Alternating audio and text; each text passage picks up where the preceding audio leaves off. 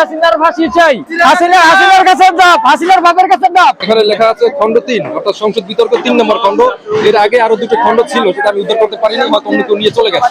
এখানে বাংলাদেশের জাতীয় সংসদ অর্থাৎ 2087 সালে যে সংসদটা পাস হয়েছিল বিভিন্ন খণ্ডে খণ্ডে, এর একটি খণ্ড উদ্ধার করতে পেরেছি। এই বিয়ের কার্ডটাকে আমি স্মৃতিস্বরূপ আমি আমার নিজ বাসভবনের ওয়াশরুমে রেখে দিয়ে এই স্মৃতিচারণ করতে চাই, কারণ আমি দীর্ঘ অভিযান পরিচালনা করে এই ভাঙাচুরের মধ্যে এই মানে বৌভাতের কার্ডটা উদ্ধার করতে পেরেছি। স্বৈরাচারের যে একটা ফলাফল, এটা আমি প্রকাশ করতে চাই এবং নিজ বাসভবনের টয়লেটে টাঙিয়ে রেখে দিতে চাই। বাসায় যাওয়ার সময় আমি একটা ইট নিব আর হচ্ছে টিকার কার্ডটা নিব। ইটটা নিয়ে আমার বাথরুমে রাখবো আর এটাকে আমি ওয়াশ করে একটা কাঁচের গ্লাসের মধ্যে ফিট করে আমার স্মৃতি হিসাবে রাখতে চাই।